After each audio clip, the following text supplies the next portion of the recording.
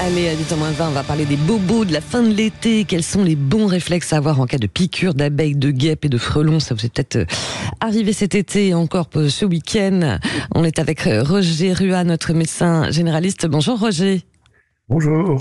Alors dites-moi docteur, déjà la différence de symptômes et de gravité, abeilles, guêpes, frelons, on a tendance un petit peu à les confondre d'ailleurs. Oui, alors la gravité la plus importante, c'est pour les personnes dites fragilisées ou à risque et qui sont allergiques en fait.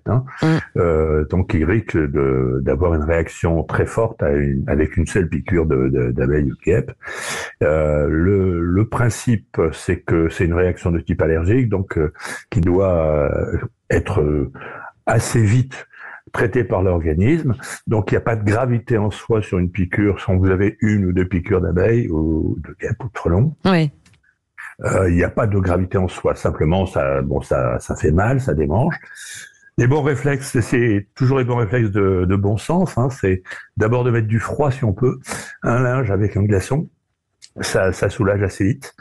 Ensuite, si on a à disposition un antihistaminique, un anti-allergique, donc qu'on a déjà prescrit par son médecin, et on le prend.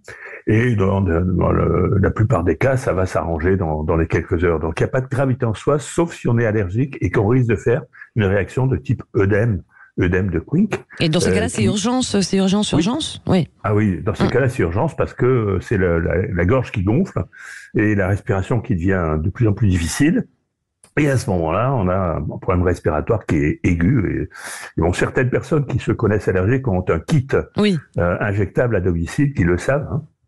Et donc là, il faut gagner du temps dans ces cas-là. Mais il faut rassurer tout le monde. Dans la plupart des cas, la piqûre par ces insectes n'est pas grave en soi. C'est ça. Alors comment on enlève le dard en cas de piqûre d'abeille, par exemple?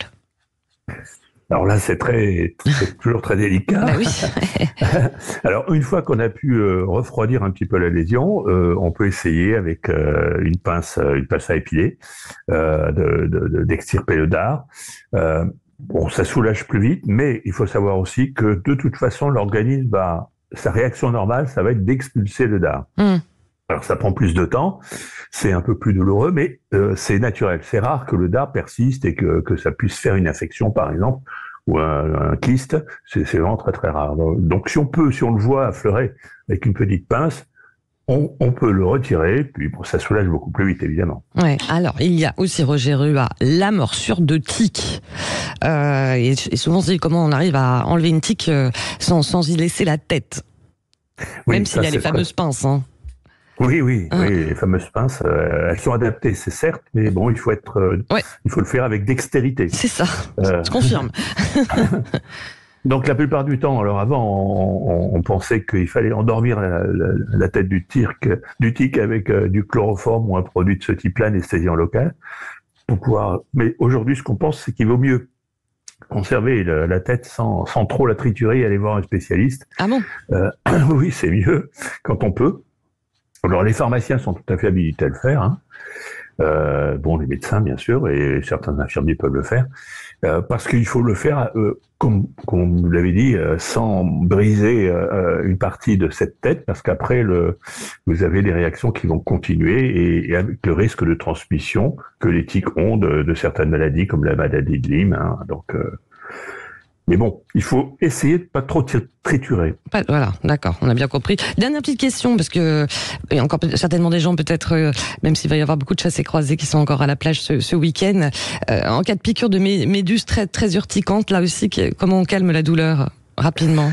Alors, on peut calmer rapidement la douleur. Alors, c'est contrairement à ce qu'on pense, il faut la nettoyer avec de l'eau de mer. Et non pas de l'eau douce, c'est très important, parce que de l'eau douce, ça risquerait au contraire d'activer la réaction de l'organisme, de casser les cellules et de mettre du venin un peu partout. Donc avec de l'eau de mer tiédie un petit peu, l'eau de mer du bord de plage, tamponner un petit peu pour déjà atténuer un petit peu la sensation de brûlure. Ensuite, vous mettez du sable. Quand vous avez du sable à disposition pas loin, vous mettez un petit peu de sable et vous gratouillez un tout petit peu avec soit un petit carton, soit une carte bancaire par exemple, pour essayer de faire disparaître les filaments qui sont accrochés à la peau. Ouais. Et ces filaments-là, il faut surtout pas les toucher parce que sinon c'est vous qui allez faire une réaction. Ouais. Donc il faut essayer de les faire disparaître en grattant comme ça. Et alors c'est pareil, les piqûres de méduse en France en tout cas n'entraînent pas de problèmes très gravissimes, sauf pour les allergiques bien entendu. Et le froid reste aussi une solution une fois que vous avez pu avoir des glaçons. Que vous avez nettoyé un petit peu, vous mettez du froid. Le froid reste un élément très important pour la soulager et empêcher la réaction allergique dans tous les cas de piqûre. D'accord, voilà pour les conseils de bon sens, comme vous dites. Voilà. Merci beaucoup, mon cher Roger Ruat, pour vos lumières. À très bientôt, merci.